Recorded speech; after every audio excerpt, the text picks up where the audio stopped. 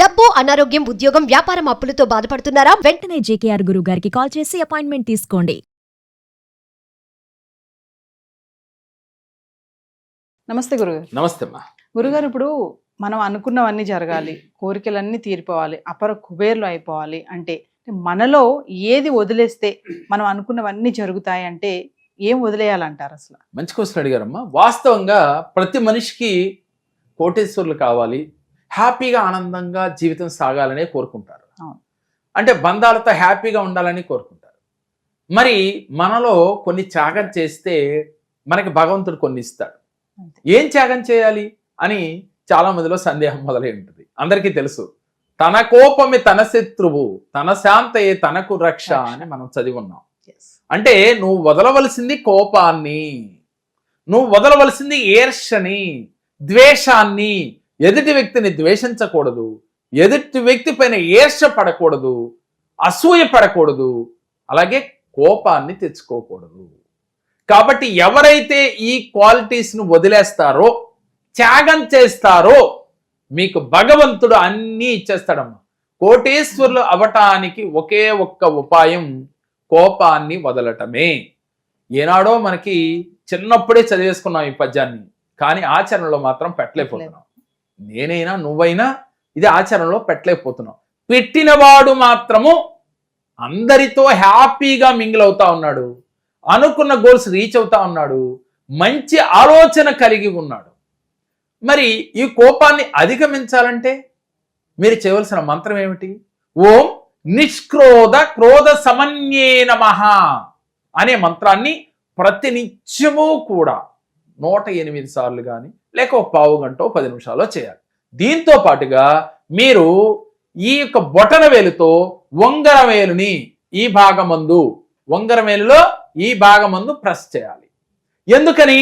పంచభూతాలలో భూతత్వం కలిగిన వేలం.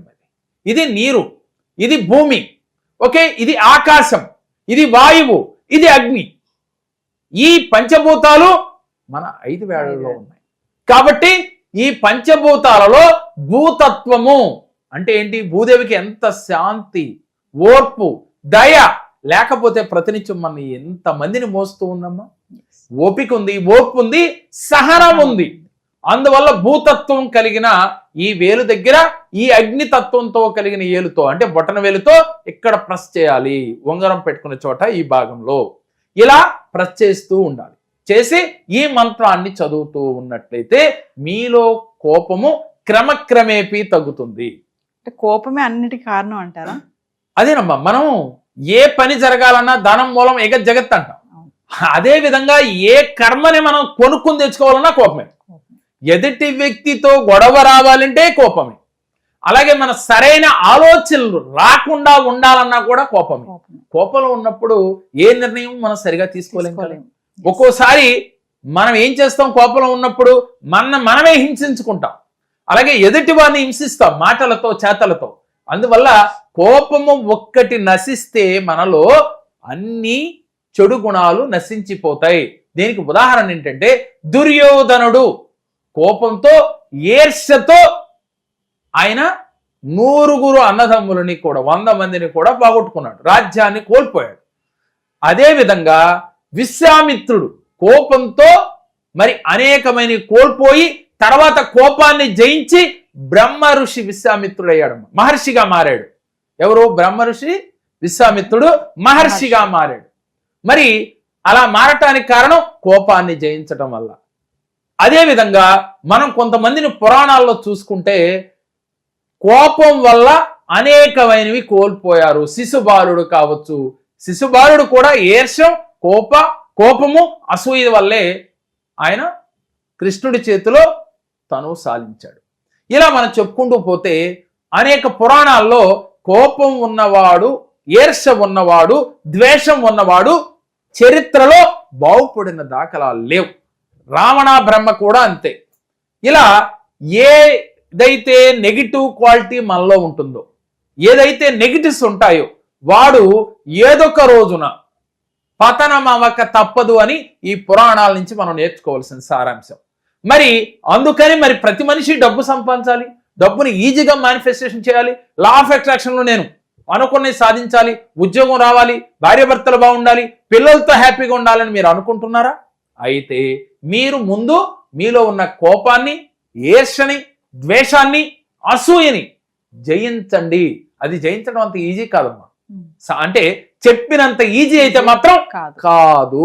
మరి దాన్ని ఈజీగా జయించాలంటే నేను చెప్పినట్టుగా మంత్రాన్ని ప్రతిరోజు మంత్రాన్ని చదువుతూ దానితో పాటుగా ఈ యొక్క ఫింగర్ని ఇలా ప్రెస్ చేస్తూ, అలాగే ఓం హం హనుమతే ఆంజనేయాయ మహాబలాయ నమః అంటూ ఈ మంత్రాన్ని రోజు 11 సార్లు మనసులో జపిస్తూ ఆంజనేయ స్వామి గుడి చుట్టూ అవకాశం ఉన్నన్ని సార్లు మీకు కుదిరినప్పుడల్లా వెళ్ళి ప్రదక్షిణలు చేస్తూ ధ్యానం చేస్తూ ధ్యానం అంటే మెడిటేషన్, అది ఎక్కువ సమయం మెడిటేషన్లో గడుపుతూ, అలాగే నదీ తీరాలకు కానీ సముద్రాల దగ్గరికి కానీ జలాలంటే పారుతున్న జలపాతాల దగ్గర కానీ వెళ్ళినప్పుడు చక్కగా మీ కాళ్ళలో జలపాతాల్లో పెట్టుకుని ఆ వాటర్ అంటే పంచభూతాలలో ఒకటైన వాటర్ని మనం మనసా వాచ కర్మణ మమేకమవుతూ ఫీల్ అవుతూ మీరు అక్కడ గనక మేనిఫెస్టేషన్ చేసి మెడిటేషన్ చేస్తే ఈజీగా మన కోపాన్ని మనం జయించవచ్చు.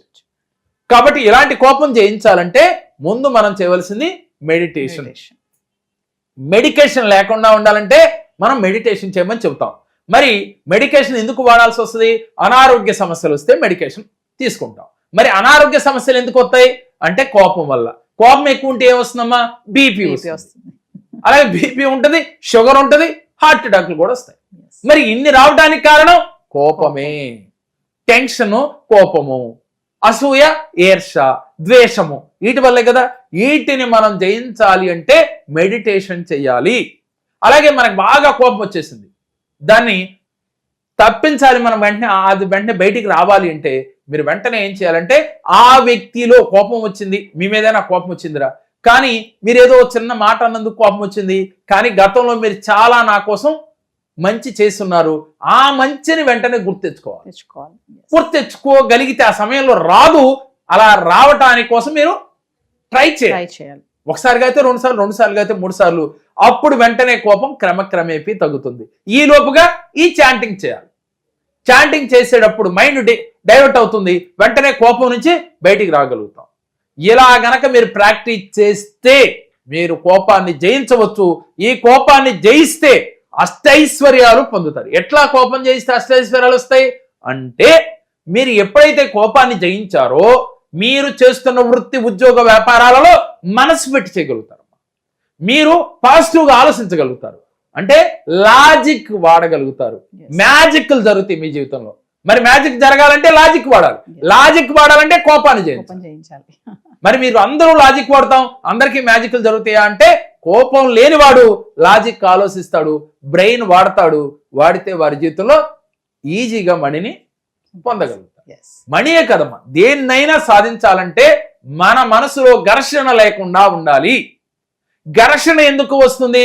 డౌట్ వచ్చినా, కోపం వచ్చినా, ఈర్ష్య వచ్చినా, ద్వేషం వచ్చినా ఘర్షణ వస్తుంది. అలాంటి ఘర్షణ లేకుండా ఉంటే మీరు ఈజీగా మేనిఫెస్టేషన్ చేస్తారు, ఈజీగా యూనివర్స్ కనెక్ట్ అవుతాయి, పంచభూతాలు కనెక్ట్ అవుతాయి, అష్టైశ్వర్యాలు మీ చెంతనే ఉంటాయి. అలాగే మన మణి మంత్ర క్లాసులో తల్లి ప్రతి నెల మనం చేస్తూ ఉన్నాం. ఈ చేసే క్లాసులో ఇలాంటి టెక్నిక్స్ అనేకమైన చెప్తూ ఉన్నాం. అంటే ఏ కార్యక్రమాలు మనం చేస్తే, అంటే ప్రతినిత్యం దైనందిన జీవితంలో కోపాన్ని జయించడం ఎలా అనేది కూడా చాలా ఇంపార్టెంట్. ఎలాంటి మెడిటేషన్ చేస్తే కోపాన్ని జయించగలం, అదేవిధంగా జీవితంలో ఉన్నత శిఖరాలను మనం అవరోధించాలి అంటే ఏం చేయాలి, అలాగే జీవితంలో విజయ మార్గంలో నడవాలంటే మనం ఏం చేయాలి, ప్రతినిత్యం ఉదయం లేచిన కానించి రాత్రి పడుకునే వరకు జీవితంలో ఎలా ఉండాలి, ఈ అనంత బ్రహ్మాండం అంతా మీకు అనుకూలంగా మారాలంటే, యూనివర్స్ మిమ్మల్ని ఎస్పాస్ అనాలి అంటే, యూనివర్స్ మీతో కనెక్ట్ అవ్వాలి అంటే, మీరు నమ్మిన దైవం యొక్క అనుగ్రహం మీకు కలగాలి అంటే, మీరు ఎప్పుడు పుష్కలంగా డబ్బుతో, ఆనందంతో, ఐశ్వర్యంతో మీరు తోగాలి అంటే మా మణి మంత్ర క్లాసులో ఒక్కసారి జాయిన్ అయ్యి చూడండి. మీ జీవితంలో డబ్బు, సంపద, ఆరోగ్యం, ఆనందం ఎప్పుడు ఉంటాయి. కానీ మీరు ధైర్యం చేసి ఒక్కసారి జాయిన్ అయ్యి చూస్తే మీ జీవితమే అద్భుతంగా మారిపోతుంది. కావాలంటే ప్రాక్టికల్ గా చేసిన వారి అనుభవాలను మేము వీడియో ద్వారా మీకు పెడుతూ ఉన్నాం. మీలో ఎవరైనా ఇలాంటి సమస్యలతో బాధపడుతున్నారా? మరి యూనివర్స్ తో ఎలా కనెక్ట్ అవ్వాలి, కనెక్ట్ అయితే ఎలాంటి విజయాలు సాధిస్తారు, ఇలాంటివన్నీ తెలుసుకోవాలంటే ఏప్రిల్లో జరగబోయే గురువు గారి మనీ మంత్ర ఆన్లైన్ క్లాసెస్ కి ఖచ్చితంగా ఎన్రోల్ చేసుకోండి. కింద కనిపిస్తున్న నెంబర్ కాల్ చేస్తే మా టీం మీకు అందుబాటులో ఉంటుంది. సో కొంచెం ఫైనాన్షియల్ డిస్టర్బెన్సెస్ వల్ల, ఇంకో ఇంట్లో కొంచెం మనశ్శాంతి లేకపోవడం వల్ల సార్ దగ్గరికి వచ్చాను. సార్ మా ఇద్దరు జాతకాలు చూశారు అండ్ రెమెడీస్ చెప్పారు. వాళ్ళు చెప్పిన రెమెడీస్ మేము పాటించి ఒక 1 year తర్వాత మేము ఈ వీడియో చేస్తున్నాము. మాకు చాలా మంచిగా జరిగింది. ఎంత మంచిగా జరిగిందంటే ఒక 50% మా మైండ్ లో ఉన్న టెన్షన్స్ అన్ని వెళ్ళిపోయాయి. నమస్తే గురుగారు. నమస్కారం అమ్మా.